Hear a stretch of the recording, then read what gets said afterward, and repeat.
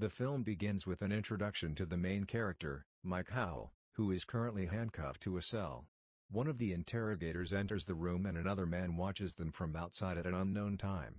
Mike imagines a series of flashes containing vivid memories of the events of the past few days. Evidence images are printed on the table, including a bloody spoon, a frying pan, and a picture of a teddy bear. 3 days ago, Mike was living peacefully with his girlfriend Phoebe in Ryman, West Virginia.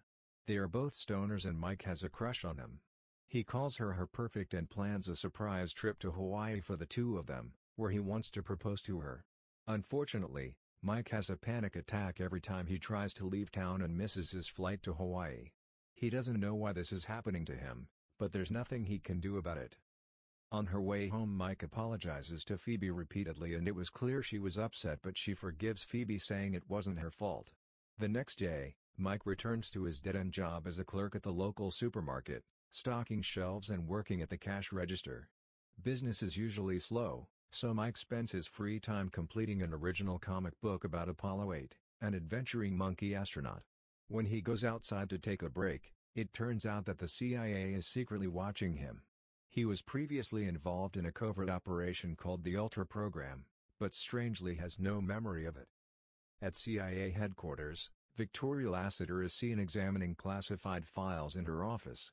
Her former assistant Peter Douglas came into the room to say goodbye to her before she left for the night. Suddenly she receives an unexpected phone call. On the other end of the line, a distorted voice announces that Project Ultra's tough guy is in action. Your target is Howell, who will be eliminated within his 24 hours. Agent Lassiter protested the operation, but was told it was only a courtesy call and was ordered not to intervene. Lassiter then confronts another agent, Adrian Yates, but he avoids her. She tells Yates to protect their former assets rather than kill them. Yates replies that Mike is a potential threat and that his attempt to leave town is considered a security breach. They continued to argue over it, and eventually Yates clashed. He tells Lassiter that Howell will die today and that there is nothing she can do to save her failed project. Back in West Virginia, Mike and Phoebe spend the night smoking at a joint and exchanging ideas for Mike's cartoons. They parked at one of their favorite hangouts and noticed a tow truck picking up a car that had recently crashed into a tree.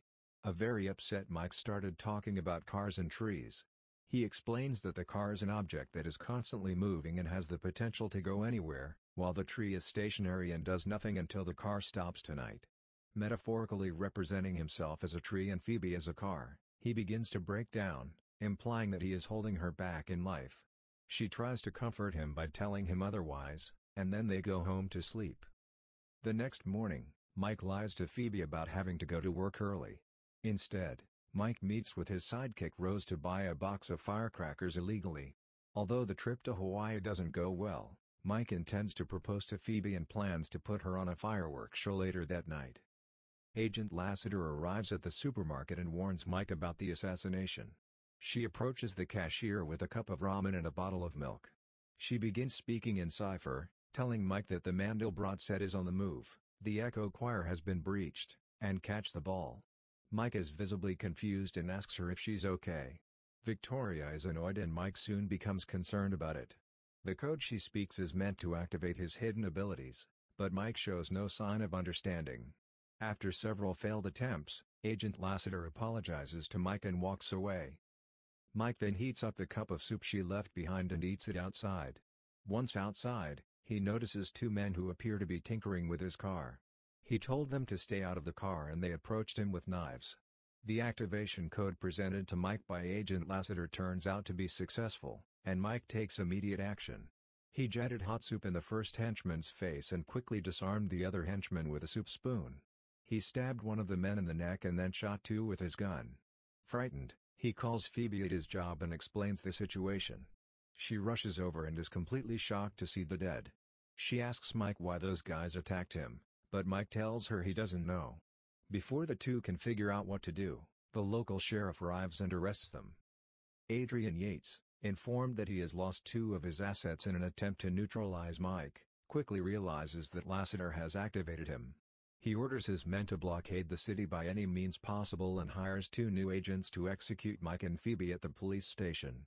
Agents Crane and Raffer are in prison. Mike and Phoebe start thinking about what happened. Mike tells Phoebe about a woman who approached her at work, and to her surprise, Mike recites her code perfectly. Usually his memory is below average, so he's in shock, but for some reason he can recall the last 94 minutes perfectly and accurately. The sheriff takes the two of them to another room and asks them some questions, but suddenly there is a power outage and alarms go off throughout the building. Agent Crane kicks open the front door of the station and begins a fight with the cops, while Agent Rafer sneaks in through the back door to kill Mike himself. Mike's ultra instincts are building up by the minute, and he can use his handcuffs as brass knuckles to defeat Rafer in close combat. He punched Rafer repeatedly in the face and locked him in his cell before running away. Meanwhile, Agent Crane kills all remaining police officers. As she prepares for the sheriff's execution, the lights are turned back on and surveillance cameras show Mike and Phoebe trying to escape. They manage to escape gunfire, but Crane yells at Mike to wait and throws a grenade. He catches the grenade, but quickly throws it back before it explodes. An explosion destroys the police station, and Mike goes to Crane to deal with it. Mike and Phoebe go back to the store where Mike left the car. Phoebe wants to leave town, but Mike tells her she can't. As the two panic and discuss an escape strategy, the wind blows the bag into Mike's car and detonates the bomb that his underlings had planted earlier in another location. Agent Lassiter attempts to leave town, but discovers men in hazmat suits and soon realizes the town is on lockdown.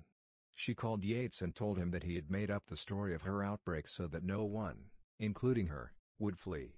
After hanging up, Lassiter encounters a burning station and discovers the body of Agent Crane lying outside. She contacts Petey and tells him that Yates intends to imprison and murder her. She gave Petey the coordinates to the clearing, airdropped her gun, and demanded that Yates' property be filed. Petey reluctantly agrees and sends her a package containing guns and files concerning Crane and Rafer. After reviewing the files, Victoria discovers that Yates is using mental hospital patients as part of the program. She calls Petey again to finish it all, but Petey tells her he can't help her anymore. Yates learns of the affair, and it turns out that she threatened to kill Petey for treason just before receiving a call from Lassiter. Yates' team is based outside the local supermarket. Yates is brought into a truck full of sleeper agents, including Rafer, who survived the station explosion.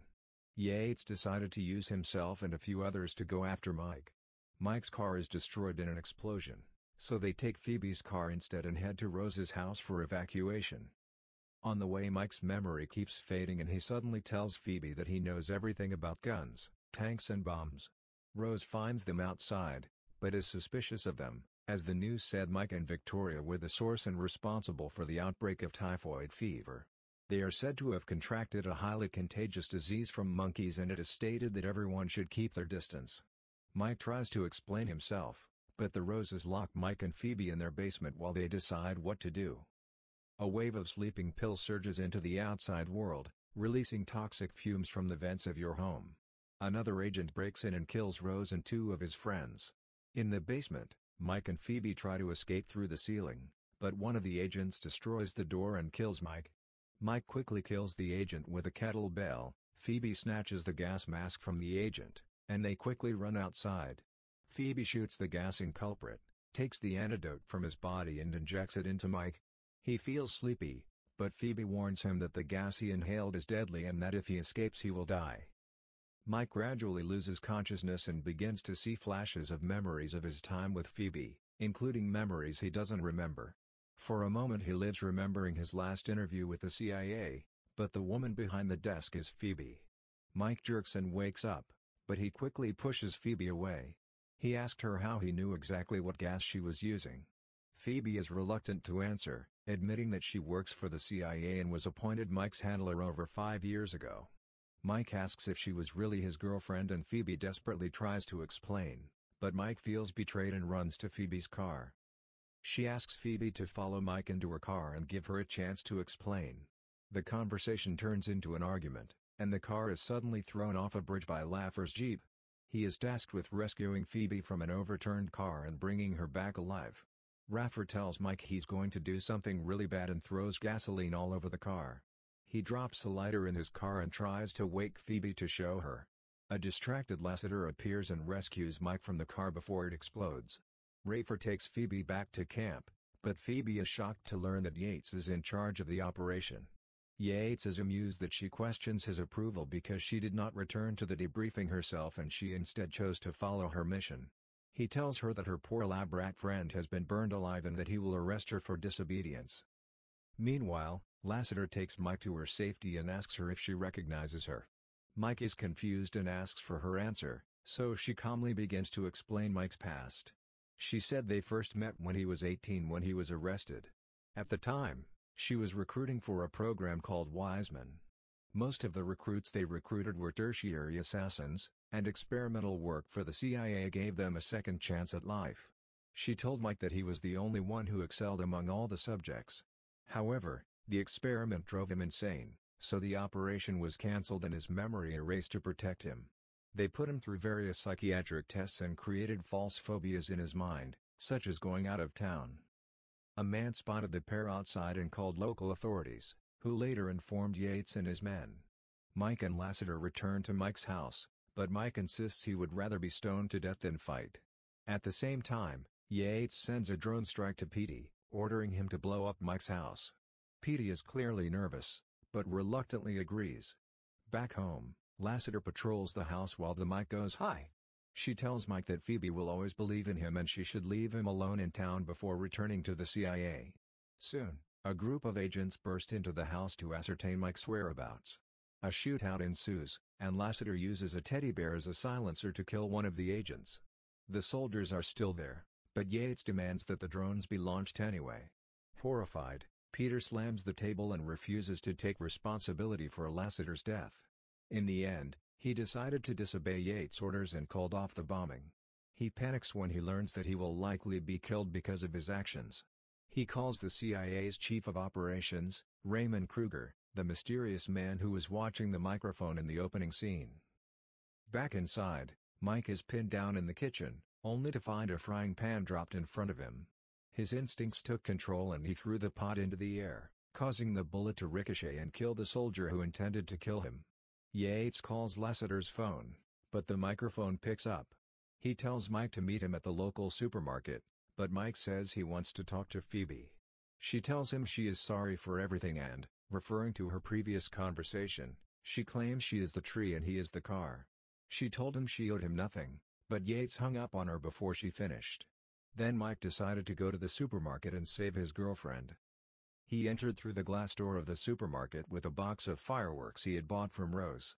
Mike uses the intercom to tell Phoebe that everything will be fine and that he loves her. He then takes on all the agents and kills them using everything available in the store. As she rages, Phoebe manages to stealthily grab a paperclip while everyone is distracted. Mike throws fireworks to create a smoke screen and smashes the rest of the agents with a sledgehammer. He emerges out of the smoke and Yates tells Rafer to finish him off before taking Phoebe and fleeing. They go to another room and Phoebe tells Yates that her poor lab rat friend is going to kill him. She used the paperclip she had just taken to remove her handcuffs and punched Yates in the face. Lassiter then sneaks up on him from behind and nearly strangles him with a cable. Kruger arrives and orders her to stop, forcing the two to accompany them. At this point, the fight between Mike and Rafa is over. Mike steals Rafer's pistol and holds him at gunpoint. Rafa realized it was over and he bowed to the Mike apologizing that he had no control over what he was doing. He says Mike is a better agent than he is, and Mike sympathizes with the mentally ill man and decides to keep him alive. Mike and Phoebe reunite and walk outside together to be greeted by a SWAT team and several armed soldiers at gunpoint. Mike takes this opportunity to propose to Phoebe. She says yes, but the moment is cut short when they are both verbally abused by the police. After a while, Kruger ties up Yates and Lassiter and takes them into the woods. He reminds them that their actions have consequences and that they are responsible for the deaths of many. Yates tries to defend Lassiter by blaming him, but Kruger reminds him that he started the operation without permission and shoots him twice in the chest. Kruger tells Lassiter that he was the one who called her under her anonymity. He claimed it was done out of respect and courtesy, which he now regrets. He tells her that Mike will be executed anyway, but she convinces him that he is an invaluable activist who single-handedly managed to defeat 17 tough men. The scene then returns to the brig at the beginning of the film, where the interrogator calls Mike Agent Howell. 6 months later, Mike and Phoebe are on a romantic vacation in the Philippines. Mike leaves Phoebe at the front desk, who looks into a hidden camera monitored by Agent Lassiter and Petey. Mike gets into the elevator as planned by Victoria and is kidnapped by two Mandarin gangsters. The group's leader threatens and teases Mike, but Mike observes what is available in the room and quickly springs into action. The film ends by depicting their struggle in cartoon form depicted in Mike's comic book. End.